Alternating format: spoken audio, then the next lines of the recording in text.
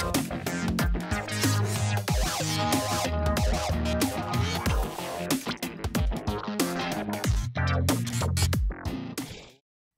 today we're talking about Razor.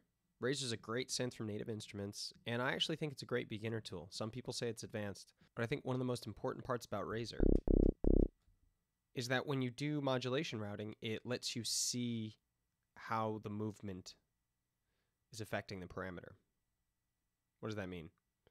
If I go to one of these boxes, say on the filter cutoff, and assign a modulation source, envelope 2, we got our mod amount here, which is going to explain the direction that this knob is going to move.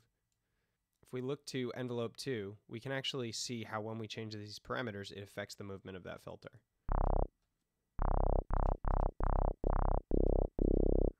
Hear how more attack makes it go slower, and less decay makes it come back faster.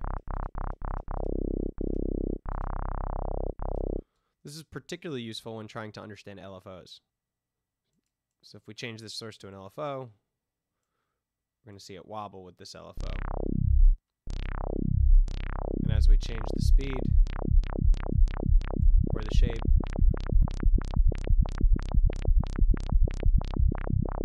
or the amount, this representation is really helpful in understanding what modulation does. Modulation is fundamental to electronic music. Some good go-to parameters for taking a preset and making it your own. These are tips that I wish I had a while ago, and I hope will help some of you out there. So we'll just find a good initialized patch in Razor.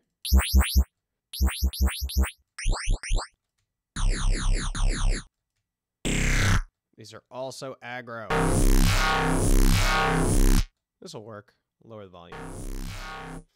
So the first thing I want to talk about is actually the echo modulation source. Razor has a bunch of really cool envelopes and LFOs, and all your modulation sources are listed at the bottom. But one thing I really like is the echo, and that's because the echo generates exactly what you think, modulation that echoes back and forth. It should be noted that these echo buttons on the envelopes will reproduce a similar effect. I'll explain this in a bit.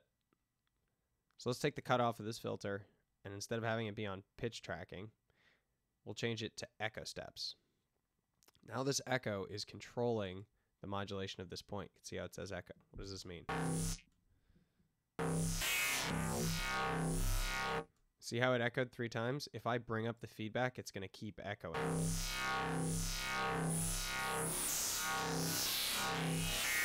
We'll turn this LFO off so we can hear it better.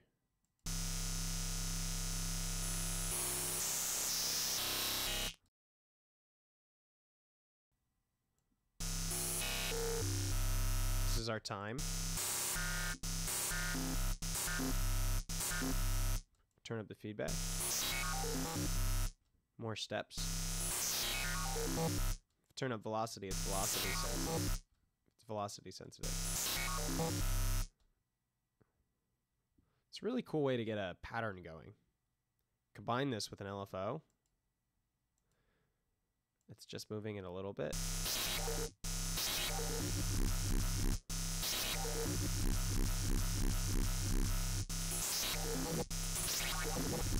I like it fast.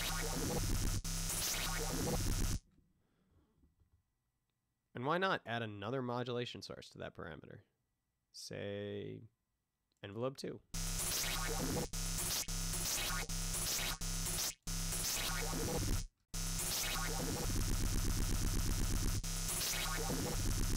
If we turn the echo on envelope 2, it's also going to execute itself over and over again and affect the final phrase.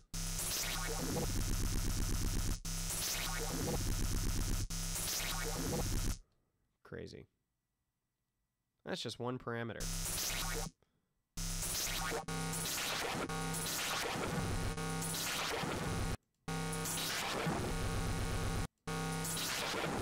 It should be noted that echo also works on the amplitude envelope. So we have some crazy thing like this when we turn on echo.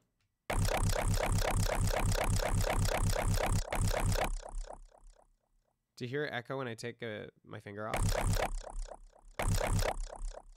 we can adjust the amplitude of that at the same time, changing the amplitude of the initial sound. Give it a big attack. Take the sustain down.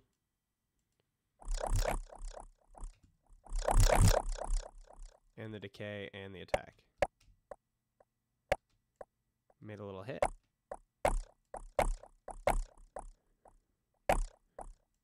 A hit with... And add some... You maybe change the modulation on that hit. Maybe an LFO moving really slowly through that. And we're going to get a nice sound here.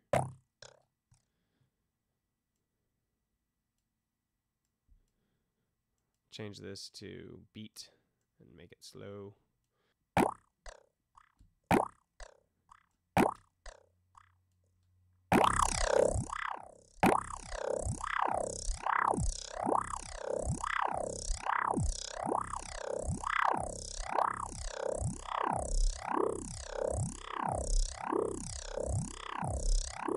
One thing I like to do is sort of just hold down the parameter and gently tweak the modulation amounts to understand how the modulation's affecting the movement.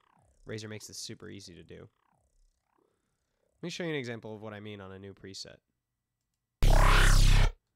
These are all wobbles. Alright, whatever.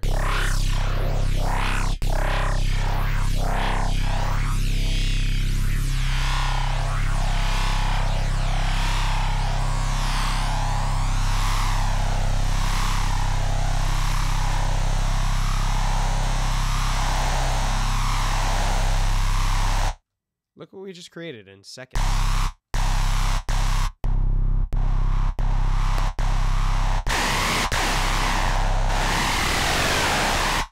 Ooh, the boost is really crazy. And then maybe turn on an echo parameter, see how that affects things.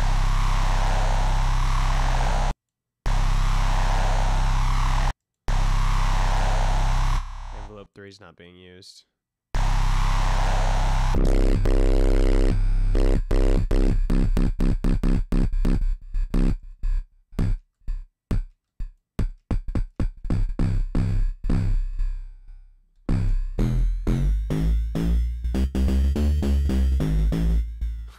Silly.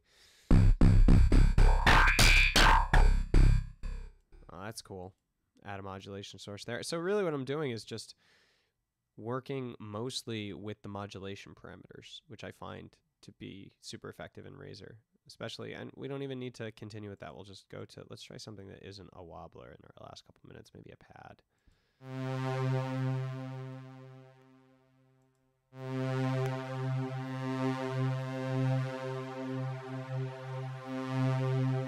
We'll do the same thing here.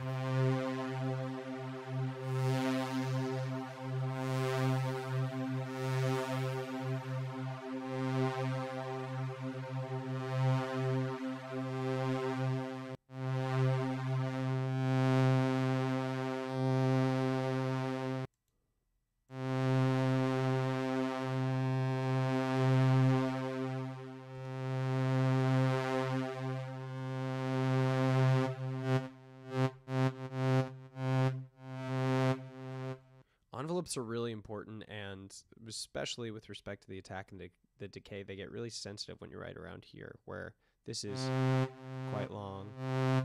That's pretty short, and there's a lot of musical values within that range. One thing I like to do to deal with this is to actually use the release instead of the decay. So turn the attack up and the decay right down. Then you can use the release for the key off, which describes, so it's a simpler way of describing the envelope is just attack and decay. And I realize that's what we had before. I don't know, so for some reason this just makes more sense to me sometimes.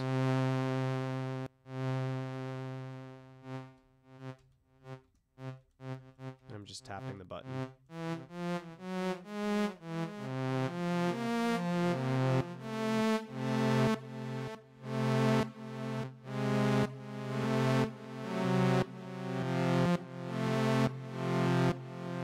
Sorry guys, I'm on a chromatic pad here.